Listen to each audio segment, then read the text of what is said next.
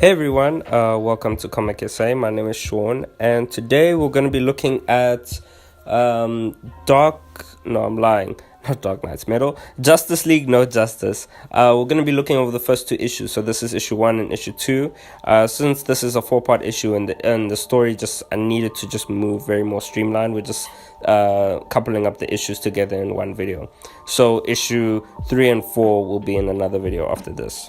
Alright, cool. So, as we all know, on Dark Knight's Metal, the source wall was basically cracked.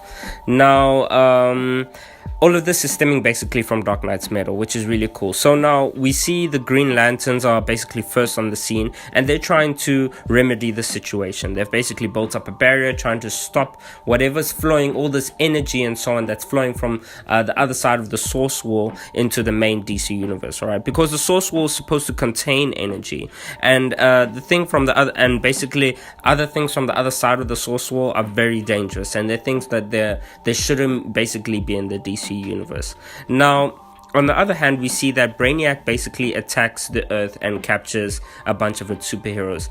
He goes ahead and he attacks the different teams like the Justice League, Teen Titans, Suicide Squad, and so on. He basically captures them, and also a few of and he teams them up basically with the villains, with a few villains that he's able to get together. Basically Lex Luthor, Lobo, Sinestro, Starro, and so on. Now the whole point of this is that this is now on the premise. So now everyone is now basically standing in this hallway. They're wondering like what the hell is going on, and Brainiac basically explains that four brothers, being these Omega Titans, them being named Mystery, Entropy, Wisdom, Wonder, have basically come from beyond the source wall, and now their whole existence. Now the issue here with these Omega Titans is that they consume planets. They're planet consumers, all right? How it works is that there is whatever that planet is thriving on, whether it's Mystery, Wonder, or Entropy, or so on. Then what happens is that there are these seeds placed on the planet. All right, these seeds are placed on the planet. Trees actually growing, representing these four different types of representing these four different brothers. Being a tree of wisdom would grow, a tree of entropy or whatever would grow. And what will happen is that as the tree grows, whatever tree is most prominent on the planet, that is that Titan will actually consume that tree. So if the tree of wisdom is basically, which is currently what's happening, so we see that on the Brainiac is explaining this to them because he's saying on his home planet Kolu, they have this tree of wisdom has sprouted out. Obviously Kolu being a very Brainiac being a genius in the whole of the DC universe, Kolu also having the rest of his species is basically a very, very scientific, very, very advanced civilization. Hence this tree of wisdom has actually sprouted, and the Titan has arrived already. The Omega Titan has already arrived there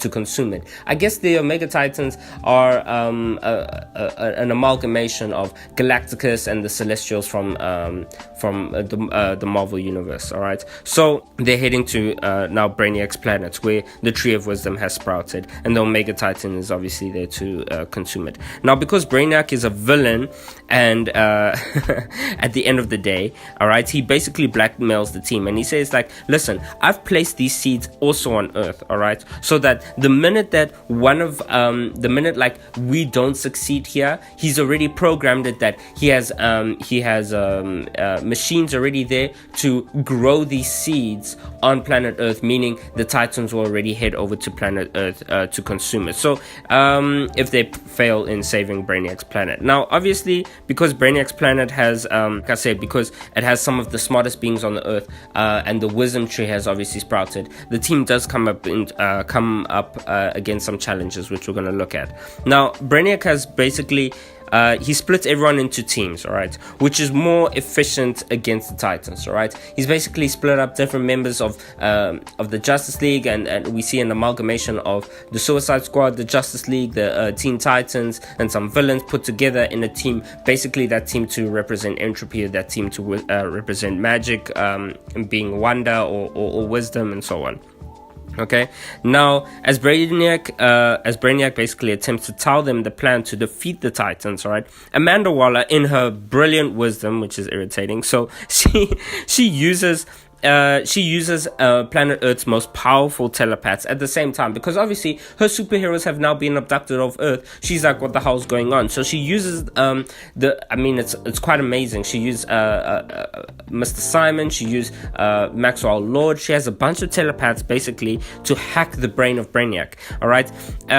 She does this, right? She does this obviously with good intention, saying like Brainiac attacked Earth, he kidnapped some of the superheroes, all right? Now what happens is that in this hack of Brainiac's mind, she ends up killing Brainiac. Now, this is before he's able to divulge his plan to the rest of the teams about what needs to happen. Now, since Brainiac died, the team does their best basically to find a way, basically to grow, I guess, the other 3 out of the 4 trees on the planet Kolu. I guess the assumption is that if you grow the other 4, then all 4 would be all 4 of the trees will basically be at equal value, equal length, and the Titans wouldn't actually want to consume it, which is pretty good logic. But we see that like nothing that simple can actually be done. And now not only that, I mean, back on Earth now, Green Arrow and Amanda Waller discovered these eggs are basically placed on Earth as well. And Amanda Waller basically realizes like, shucks, I think there's Brainiac technology here. I think like these things are set to happen to blow basically as soon as Brainiac is dead. And she realized she killed Brainiac. Green Arrow also realized she killed Brainiac. So now this is a big problem. Now what happens basically is that so now what happens is that the Tree of Mystery, when they find themselves at the Tree of Mystery, now we're talking about the rest of the Justice League, the Suicide Squad, everyone who's on Kolu, right?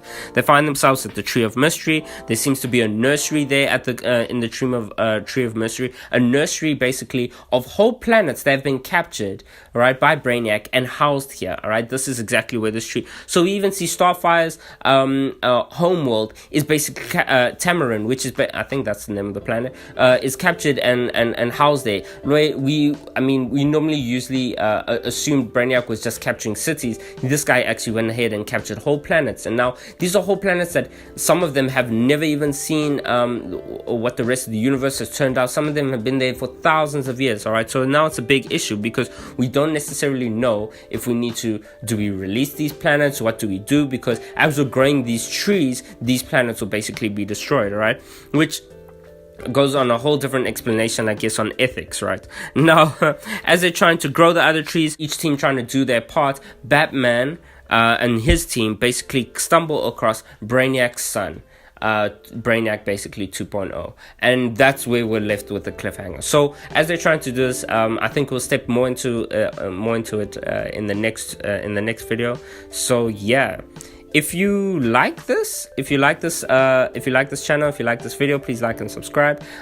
Please also follow us on Patreon, support us there. Follow me on Twitter as well. You can at Comic SA and Comics in SA. And yeah, we will catch y'all later. Cheers.